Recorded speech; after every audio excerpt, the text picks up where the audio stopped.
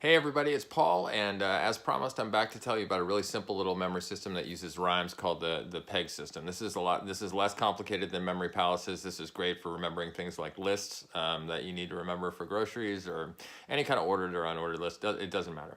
So basically what it is, we're going to do a 10 item list right now. And you can go far beyond 10 with the PEG system if you want to, but this is usually when you're shopping, maybe, you don't have more than 10 things to remember, but you could easily, like I said, go on with more. But the first 10 rhymes are really simple to remember. So here it is.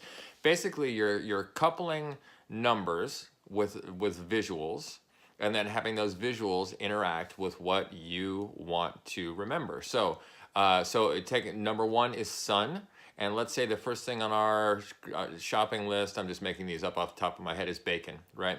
So let's say the sun is so hot. One is sun, that rhymes, right? So number one, sun. And then the sun is so hot that it's frying bacon on the sidewalk. And you have to imagine, like I said, for the mind palace, for everything has to be big, exaggerated, ridiculous, all that stuff, right? So I'm gonna picture not little pieces of bacon, giant pieces of bacon all over the sidewalks by where I live, and the sun is just beating down, right? So one is sun, and that's bacon. Two is shoe, okay? Let's say I wanna make some s'mores. I need marshmallows, right? So I'm gonna picture the Stay Puft Marshmallow Man, and instead of the shoes he wears, like from Ghostbusters, instead of the shoes he wears, he's gonna have giant marshmallows on there, and he's gonna walk, and you're gonna hear that squishy sound when he walks, and as many things as you can add to that. You can smell burning marshmallows, maybe something like that. So two is shoe, and that's marshmallows. Stay Puft Marshmallow Man. Three is a tree, and let's go for something a little weirder, like let's dishwashing detergent. Let's go for dishwashing detergent. So I'm gonna picture dishes in a tree, and they're being sprayed with water from below, and they're all clanking together in there, so they're being washed. So I'll remember dishwashing detergent. So three is tree, and it's dishwashing detergent. Four is door. Let's make that something mundane, like bread, but let's make it French bread, okay? Let's make it a baguette, say that, okay? So I'm gonna picture a bunch of baguettes all stacked on top of each other that are keeping a door from getting closed. So somebody keeps trying to close it, and they're smashing the baguettes as they're trying to close it, so I've added an action to it, right? So I can see all the baguettes stacked up, and somebody's trying to slam that door shut, but they can't because there's all the baguettes, and they're all getting crushed up and ruined. So four is door, and that's baguettes, okay? So five is a hive, like a beehive. So let's do paper towels, something in the kitchen, okay? So paper towels, I'm gonna picture a giant roll of paper towels, and I'm gonna cover the beehive in them so I can keep the bees inside, right? And with some more paper towels, I'm gonna go ahead and wipe up some honey that's on below the hive, and so paper towels covering the hive, wiping up honey below. And then, although I don't want to put honey in my mind, I just want to do hive. So maybe I won't do that second one. I'll just do the wrapping of the hive in there. That's important. You don't want to sort of mix up your triggers where they could be something else, okay? So six is sticks. Let's do cream cheese. I'm gonna make a cheesecake. So let's do a big giant block of cream cheese. It's sitting on a pile of sticks, and then there's sticks stuck in it all over the place. Whatever you want to use, tree branches, small tree branches, pick up sticks, whatever sticks come to mind. Sticks all stuck in the cream cheese and it on a pile of sticks. Seven is heaven. Let's do oatmeal. So I'm gonna go ahead and think of a big one of those big round cylinders of oatmeal you get in the store, but I'm gonna make it 10 times that size. And when I open it, there's gonna be like angels flying out and sunlight and clouds, and you look in and there's just a vast expanse of sky and gold everywhere. So that's seven is heaven. That's gonna be oatmeal. Eight is a gate. Let's do oranges. So I'm gonna picture the gate being orange, first of all, and it's gonna have uprights with little points on them all the way along, and I'm gonna stick the oranges on top. I'm gonna impale these giant oranges on top of this giant gate, and there's gonna be orange, juice coming down and everything like that, although I don't want orange juice, so maybe I won't do that, right? Again, you gotta be careful. Oranges on top, orange gate, oranges, okay? And then, what was that, 8? And then 9 is a vine. That's pretty easy, so I'm going to think of, what do I need? Let's say, let's go back to the kitchen. Let's do those scrubby sponges with the green on one side and the yellow on the other.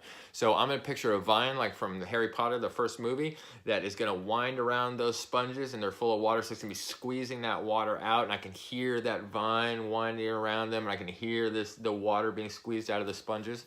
So 9 is a vine, that's gonna be sponges. 10 is a hen. And let's do a vegetable. Let's do broccoli. Let's do broccoli. So you're gonna picture a giant tree of broccoli, you know, like 1,000,000 times its size, big one. And there's a giant hen standing on top of it, and it's pecking at the broccoli. And then there's all these other hens below, and they're trying to get up, and they're trying to get the broccoli and peck at the broccoli. Okay. So now we have our 10-item list, and I would say that if you followed along, you probably remember exactly what they are. But let's review them once, and then I'll give you a little test on them. Okay. So 1 is the sun. And what is that one? Remember, the sun beats down on bacon on the sidewalk, right? 2 is a shoe, and that's marshmallows, right? The Stay Puft Marshmallow Man has big marshmallow shoes, and he's going along, and you can hear that smell, burning marshmallows. It's all there. 3 is a tree. That's dishwashing detergent. I don't have a list of these, by the way. I'm just recalling these from what I just did.